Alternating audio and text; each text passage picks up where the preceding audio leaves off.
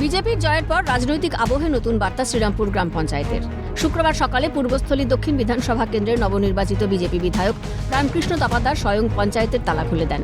স্থানীয় সূত্রে জানা গেছে, ভোটের ফল প্রকাশের পর থেকেই পঞ্চায়েতের স্বাভাবিক কাজকর্ম বন্ধ ছিল।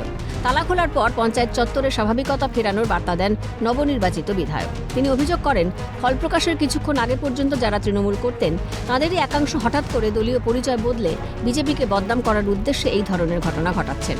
জয়ী বিজেপি প্রার্থী প্রাণকৃষ্ণ তাপাদার বলেন, এবার থেকে সমস্ত পঞ্চায়েতে স্বাভাবিক কাজকর্ম হবে। সাধারণ মানুষের পরিষেবা কোনোভাবেই বন্ধ রাখা যাবে না। শুধু পঞ্চায়েতের মূল ফটকই নয়, পঞ্চায়েতের ভিতরে থাকা স্বাস্থ্যকেন্দ্র এদিন চালু হয়।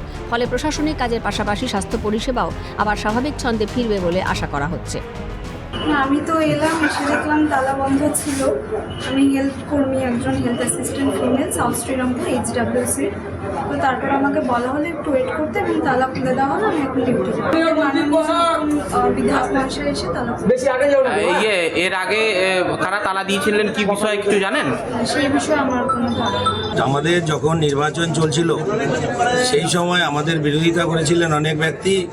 আর যেদিন আমাদের কাউন্টিং হচ্ছিল, কাউন্টিং যেদিন হচ্ছে সেদিন দুপুর 12টার পর থেকে কিছু অসাধু ব্যক্তি হঠাৎ করে বিজেপি হয়ে যায়।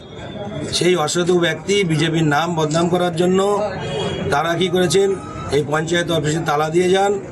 জনগণের সেবা করার স্বার্থে আজকে আমরা এই তালা ওপেন করে দিয়ে গেলাম। আর এখানে যারা দায়িত্বে রয়েছেন ওনাদের আশ্বাস দিয়ে গেলাম যে আগামী দিনে আপনাদের কোনো সমস্যা হবে না, আপনারা শান্তশিষ্ট পরিবেশ তৈরি করুন আর মানুষের জনগণের সবার সেবা করে দিন। বিজেপি নো ভায়োলেন্স পন্থা গ্রহণ করার পর থেকেই জেলায় জেলায় বিজেপির প্রার্থী এবং কর্মী সমর্থকরা সচেতনতামূলক কর্মসূচি গ্রহণ করেছে।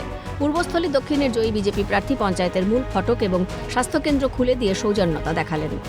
অরূপ সেনগুপ্তের রিপোর্ট, ক্যালকাটা নিউজ।